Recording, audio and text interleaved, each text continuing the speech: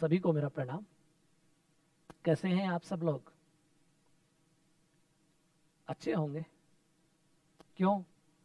क्योंकि जब कुछ नया सीखने को मिलता है तो एक जिज्ञासा होती है, एक उमंग होती है, और जब तक हमारे अंदर रुचि और रोचकता नहीं हो तो हम मोटिव नहीं होते हैं।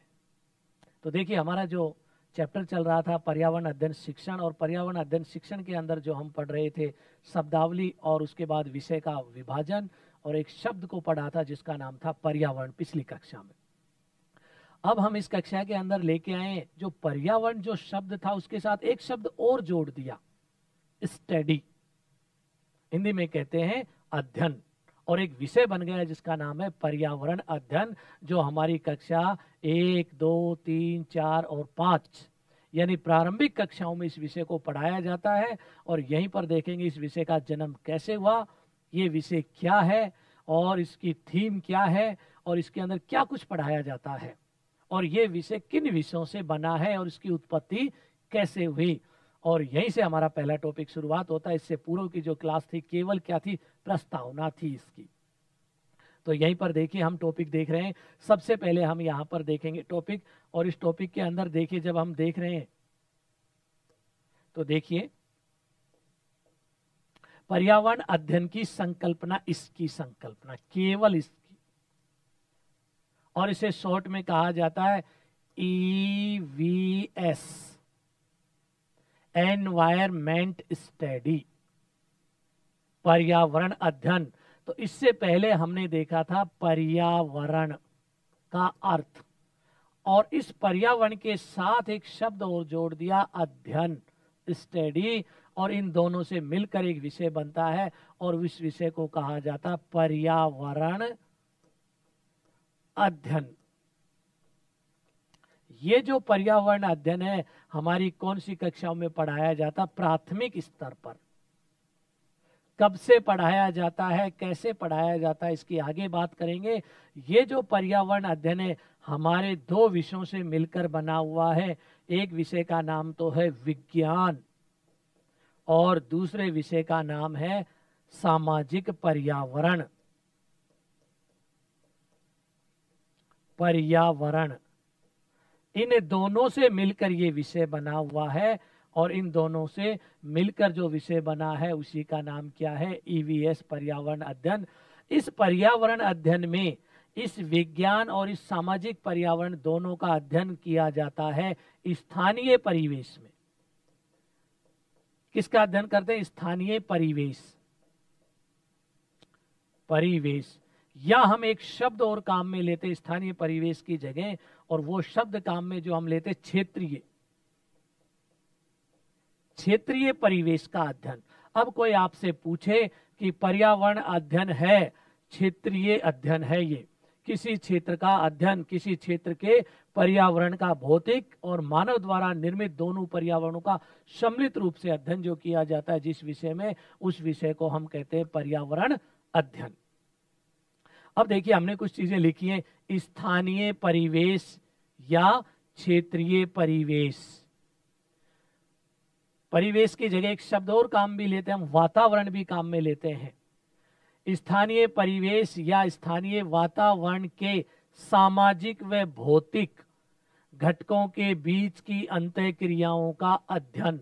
अब आप देखिए इसमें किस चीज का अध्ययन किया जाता है? इसमें किया जाता है सामाजिक। समाज के अंदर देखिए क्या क्या चीजें हमारे पास, हमारा परिवार, व्यक्ति, और देखिए हमारे समाज के अंदर विभिन्न संस्थाएं और उनके बीच में संबंध, और देखिए हमारे पास भाषा, बोली, खान पीन, यानी ये जो सामाजिक व्यवस्थाएं हैं, इन सामाजिक व्यवस्थाओं का अध्ययन हमें करना है इन भौतिक घटकों के साथ। भौतिक घटकों में है मृदा, प्रकाश, जल, पर्वत, गैसें।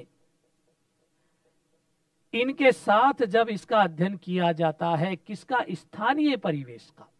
बच्चे के आसपास देखिए जो कुछ पाया जाता है, उसका परिवार, परिवार के मेंबर, उसके रिश्तेदार, इन सब चीजों का, उनकी भाषा, उनकी बोली, उनका रहन सहन, और देखिए उनकी कल्चर, इन सबको प्रकृति से जोड़ते हुए अध्ययन जब कराया जाता है तो उसे ही हम कहते हैं स्थानीय परिवेश का सामाजिक और भौतिक घटकों के साथ अंतःक्रिया का अध्ययन।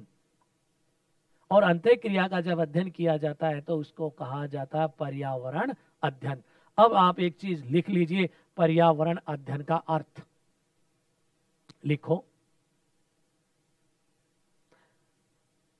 सामाजिक या मानव द्वारा निर्मित, सामाजिक या मानव द्वारा निर्मित व भौतिक घटकों का स्थानीय परिवेश के संदर्भ में, स्थानीय परिवेश के संदर्भ में होने वाली अंतःक्रियाओं का अध्ययन, होने वाली अंतःक्रियाओं का अध्ययन, होने वाली अंतःक्रियाओं का अध्ययन पर्यावरण अध्ययन कहलाता है। तो देखिए अब इसकी कुछ परिभाषाएं देख लेते हैं। तो ये लीजिए,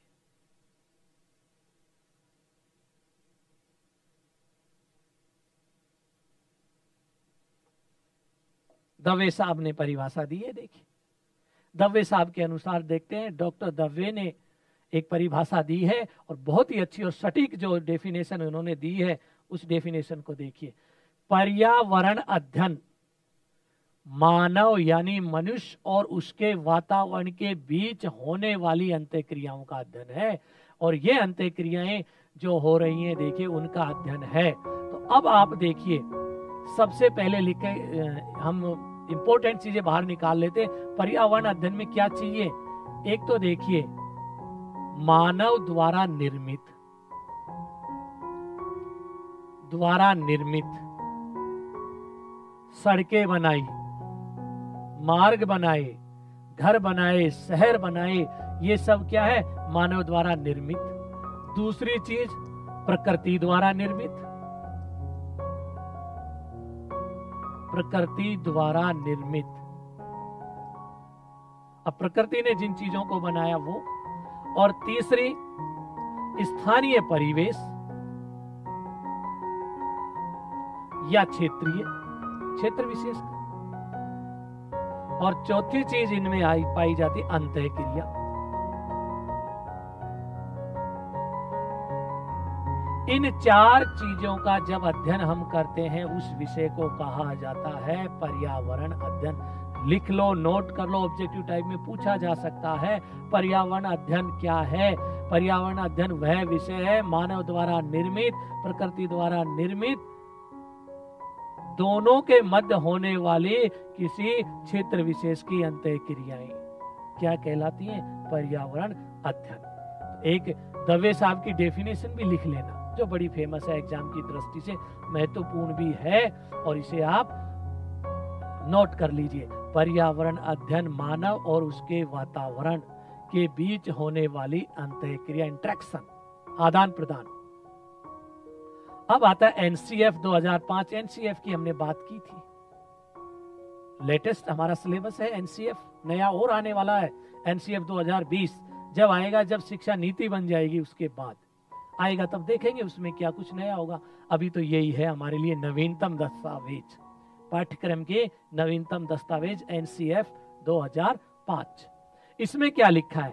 प्राथमिक स्तर पर यानी कक्षा 1 से 5 प्राकृतिक और सामाजिक पर्यावरण, यानी हमारा प्राकृतिक जो प्रकृति ने बनाया और मानव ने बनाया सामाजिक पर्यावरण को गणित और भाषा के अंतर्गत भाग की तरह समझाया जाने की बात कही है।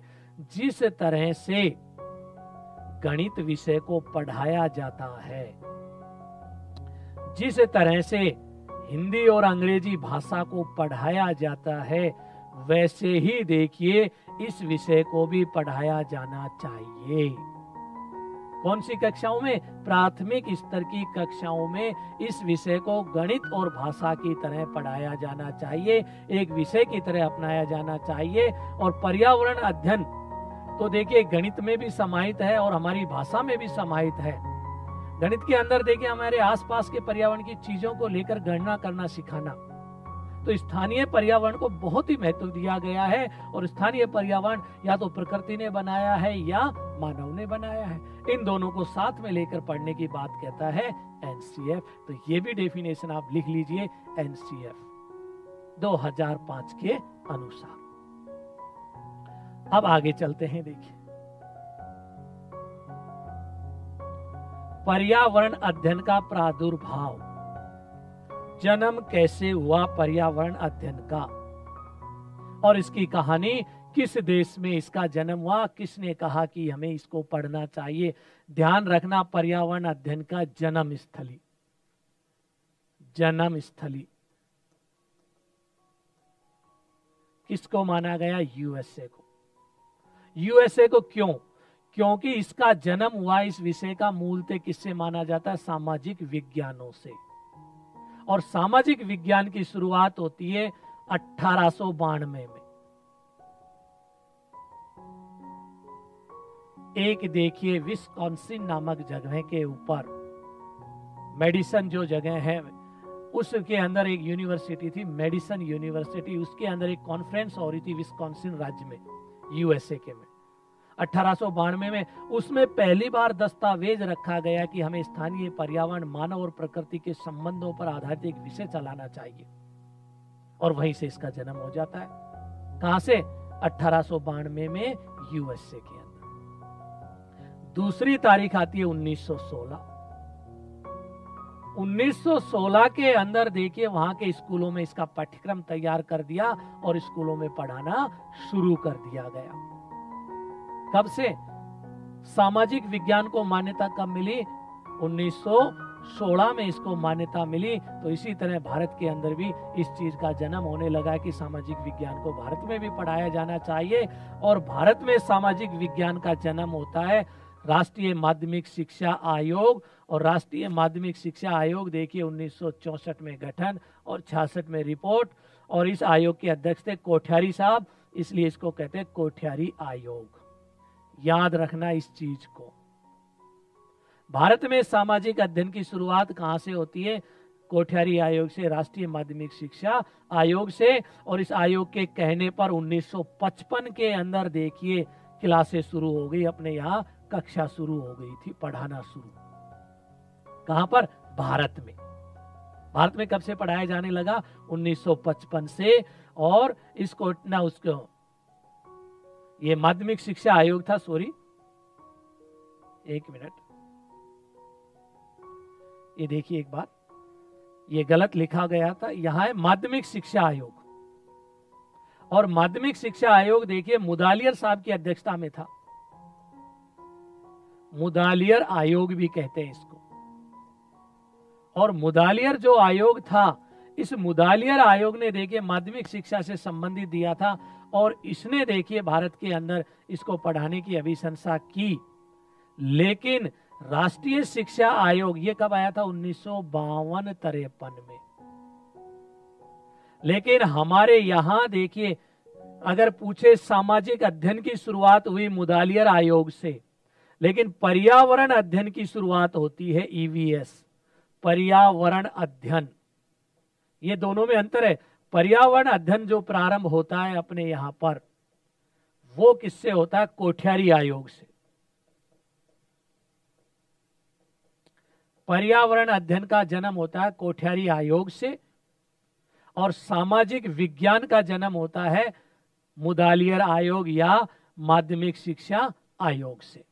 इससे देखिए इसका जन्म होता है। तो ये थोड़ा कंफ्यूज रहता है कई बार, तो मैं यहां क्लियर कर रहा हूं। माध्यमिक शिक्षा आयोग से तो किसका जन्म हुआ है?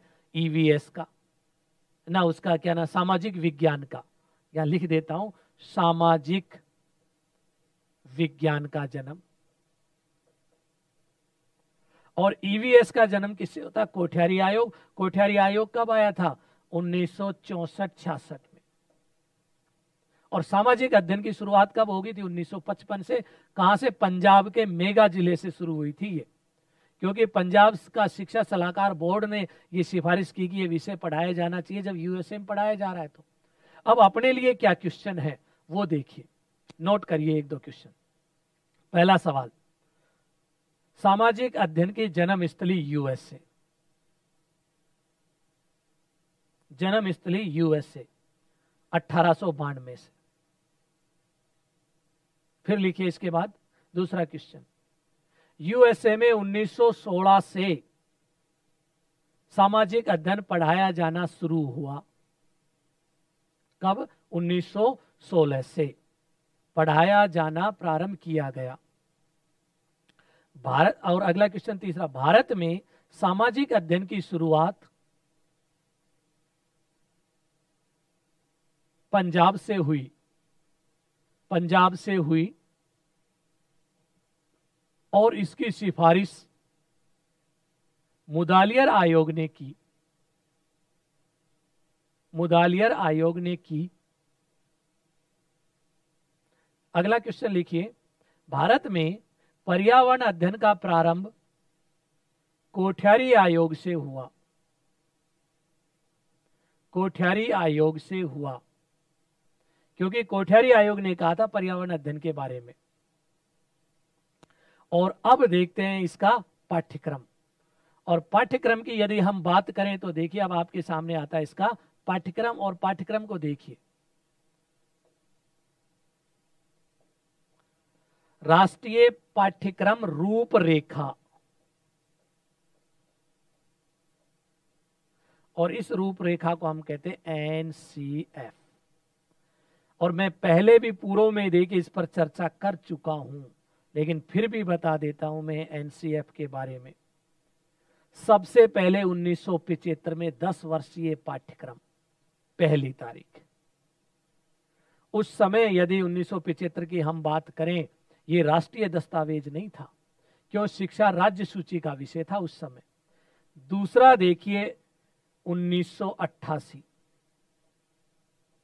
राष्ट्रीय शिक्षा नीति के बाद ये राष्ट्रीय स्तर का प्रथम दस्तावेज माना जाता है जो हमारे पाठ्यक्रम के बारे में बताया गया।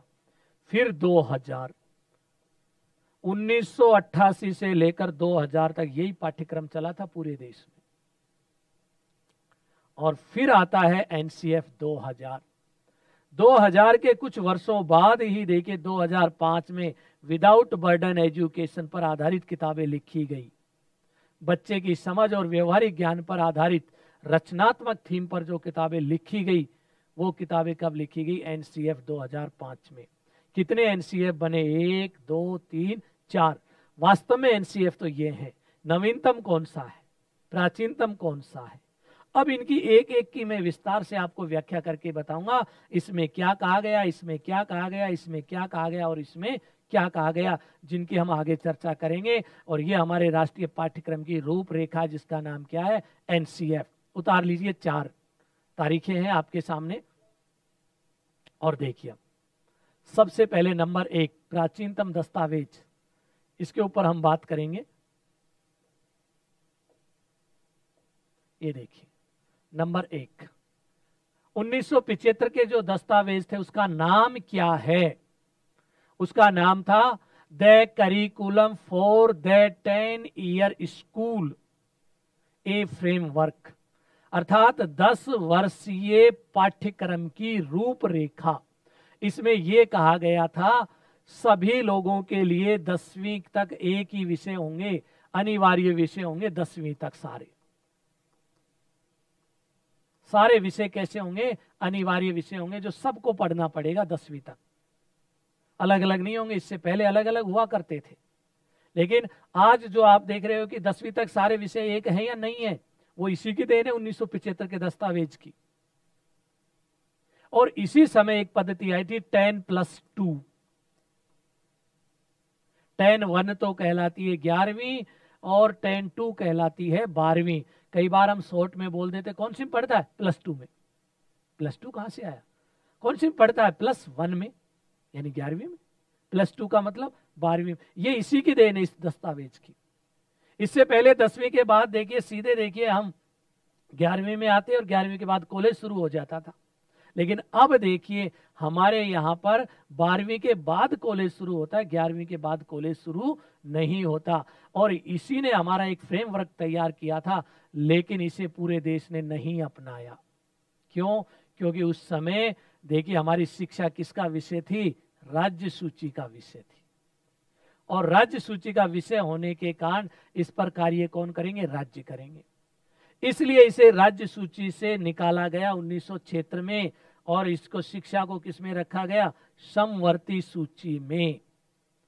और बता दूं आपको जानकारी, इसके बाद 1985 में शिक्षा विभाग का नाम बदला और उसका नाम कर दिया MHRD, मानव संसाधन विकास मंत्रालय। और 2020 में फिर नाम बदल दिया, वापिस इसका नाम कर दिया ministry of education, MOE, ministry of education, शिक्षा विभाग। अब ये नाम है हमारा।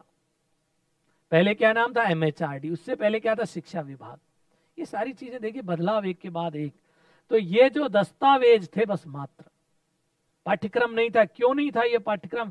क्योंकि नेशनल लेवल का काम करने की जिम्मेदारी देखिए थी नहीं उस समय, इनके पास अधिकार ही नहीं था, क्योंकि राज्य सूची का विषय। इसलिए इनको कहा जाता है प्राचीनतम दस्तावेज। क्या थे ये? दस्तावेज थे मात्र हमारे लिए। लेकिन इस दस्तावेज में हमारे पाठ्यक्रम को एक नई रूप और नई दिशा दी। एक तो 10+2 पद्धति आई, और 10वीं तक क्या कर दिया? सभी के लिए अनिवार्य। तो 10वीं तक की क्लासें हम देखते हैं हम सामाजिक ज्ञान के रूप में। तो देखिए प्राथमिक स्तर पर एक विषय पढ़ाया जाएगा जिसका नाम क्या होगा? पर्यावरण अध्ययन। प्राथमिक का मतलब कक्षा 1 से 5 तक। देखो ध्यान रखना ये चीज।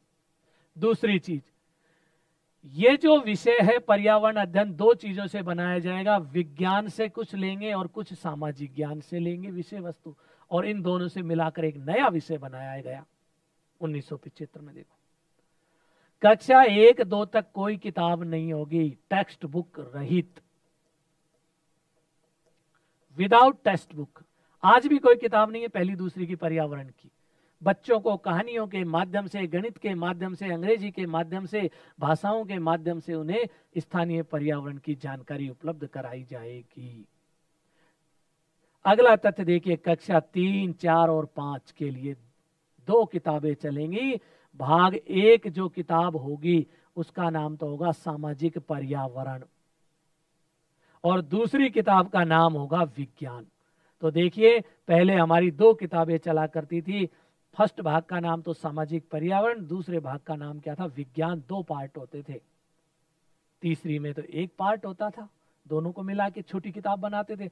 चौथी क्लास में आता इसके 2 भाग बन गए, और 5वीं क्लास में भी 2 भाग, एक विज्ञान और एक सामाजिक पर्यावरण।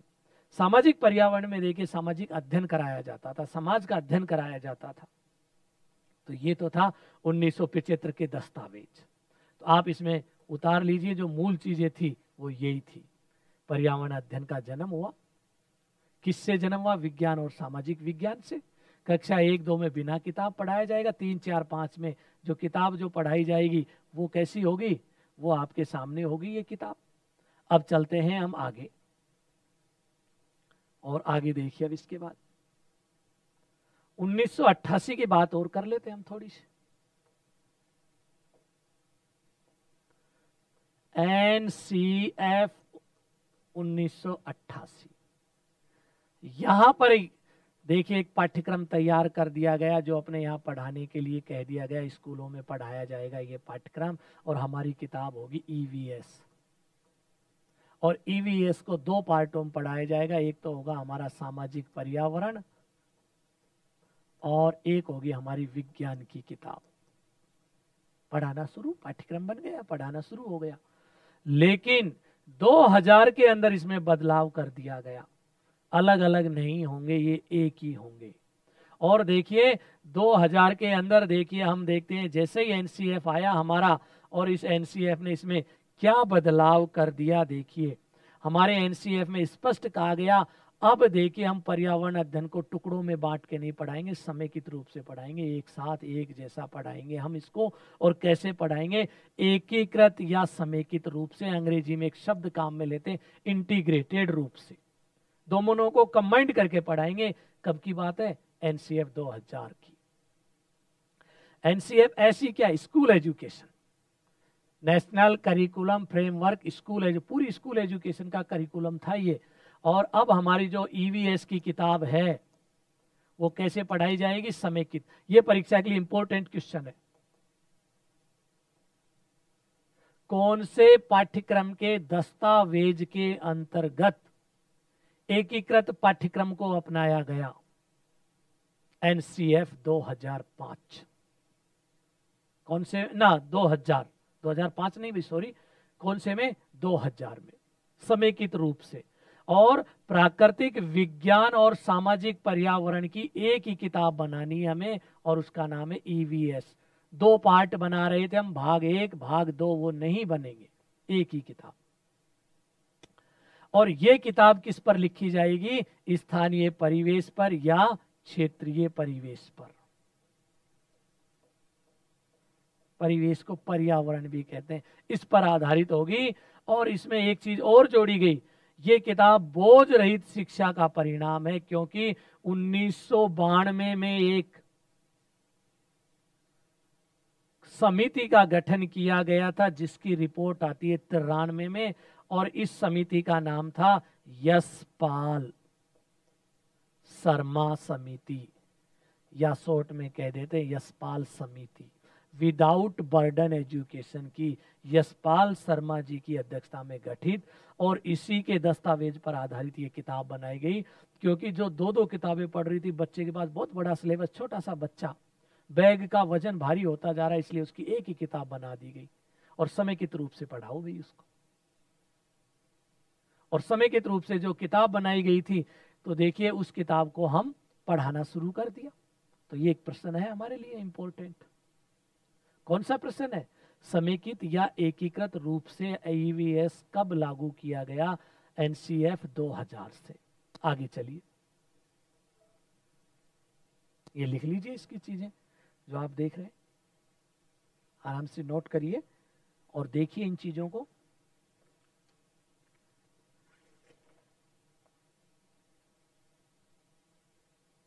चलो आगे चलते हैं। अब आता है एनसीएफ 2005।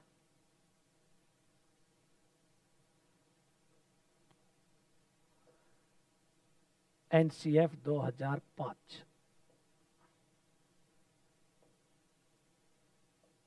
ये देखिए, शॉर्ट में कहते हैं हम इसको, यहां लिख देता हूं, एनसीएफ 2005, नेशनल करिकुलम फ्रेमवर्क 2005। इसके अंदर भी उसी चीज को माना गया, एकीकृत और समेकित रूप से होगी किताब। तीसरी, चौथी और 5वीं की जो किताब है, एक ही किताब होगी। और वो किताब मैं आप लोगों के लिए लेके आया हूं, एनसीएफ 2005 पर आधारित। देखिए ये किताब है आपके सामने, एनसीएफ 2005 पर आधारित। और इस किताब का देखिए नाम लिख रहा है, आओ सीखें, पर्यावरण अध्ययन की किताब है ये। और पर्यावरण पर आधारित जो हमारी किताब है, इस किताब को देखिए आप। और इस किताब को देखने के बाद जब इसके चैप्टरों को हम देखेंगे, इसके अंदर इसमें कोई पता नहीं लगता कौन सा पाठ विज्ञान का है और कौन सा पाठ सामाजिक पर्यावरण से लिया है। दोनों को सम्मिलित रूप से देखिए इसके अंदर लिखा गया है और समझाया गया है, विभिन्न प्रकार के क्रियाकलापों से जोड़ा गया है। कहीं विज्ञान का है पाचन तंत्र, तो कहीं देखिए सामाजिक ज्ञान के पाठ आते हैं, कहीं पर देखिए ये देखिए भवन निर्माण कैसे किया जा रहा है, घरों के प्रकार, परिवार के अंदर जितने भी लोग हैं उनके क्या संबंध हैं, जैसे हमारा जिला, ऐसे बहुत सारी चीजें इसमें समाहित की गई है और एक ही किताब बना दी। अब इसके अंदर देखिए एनसीएफ 2005 में सबसे ज्यादा जोर दिया गया था व्यवहारिक ज्ञान को जोड़ना। एनसीएफ 2005 में जो जोर दिया गया था, सैद्धांतिक ज्ञान बच्चे को केवल तथ्यों की सूचना देना। और 5 में सबसे ज्यादा जोर दिया गया था रचनात्मक, नई चीज का निर्माण करने पर और व्यवहारिक ज्ञान पर जोर दिया गया था। अर्थात ज्ञान के निर्माण पर जोर दिया गया था। इसमें किसका निर्माण? ज्ञान का निर्माण कैसे हो, इस पे जोर दिया गया था इस दस्तावेज में। और ये कैसा दस्तावेज है? नवीनतम।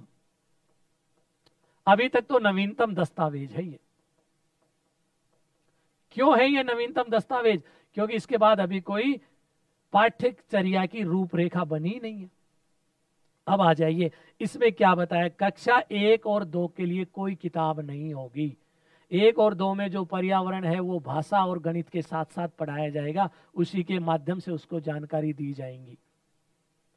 कक्षा 3 और 4 और 5 के लिए एक ही किताब होगी, समेकित, एक ही विषय होगा और वो समेकित रूप से होगा, जिसको मैं डिटेल से बताऊंगा ये समेकित है क्या, शब्द इंटीग्रेटेड है क्या, ये टॉपिक लेके आऊंगा आगे, और आगे इसे विस्तार से बात करेंगे। और इस किताब के अंदर कक्षा 3, 4 और 5 में 6 पाठ रखे गए मात्र, जिसे कहा जाता थीम। एक शब्द काम में लिया गया है। और इस एनसीएफ 2005 में ईवीएस में कितनी थीम है? इसमें टोटल 6, यानी 6 विषय रखे गए हैं। थीम नंबर 1 परिवार और मित्र, तीसरी में भी होगा इससे संबंधित पाठ, चौथी में भी होगा, 5वीं में। इसमें क्या पढ़ेंगे हम? परिवार के सदस्य, उन परिवार के सदस्यों के बीच में संबंध। और क्या पढ़ेंगे? परिवार के अंदर देखिए पाए जाने वाले जितने भी लोग हैं, सदस्य हैं, उनके संबंध। और इनके बाद हमारा परिवार के आसपास देखिए बहुत सारी चीजें हैं, पेड़ पौधे हैं हमारे आसपास, मानव के पास जानवर भी हैं, इन सब चीजों को पढ़ते हैं।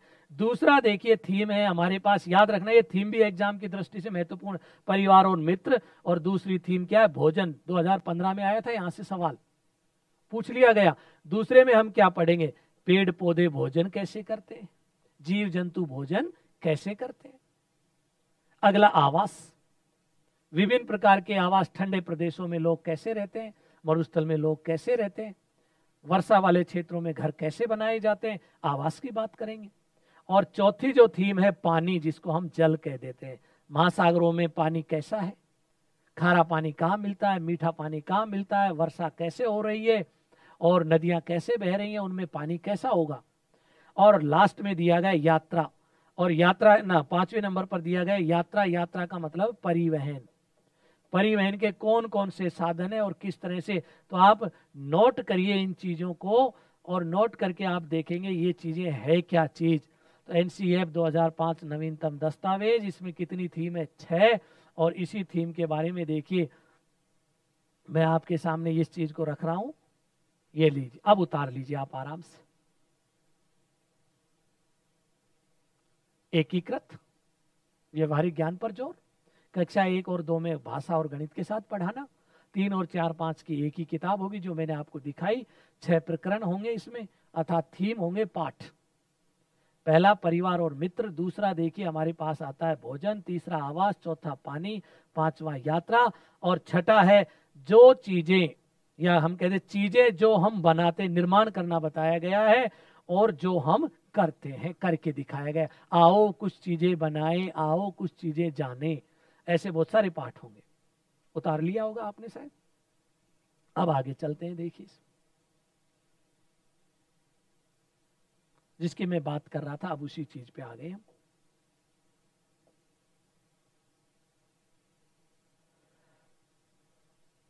एकीकृत, समाकलित या समेकित। समेकित पर्यावरण अध्ययन।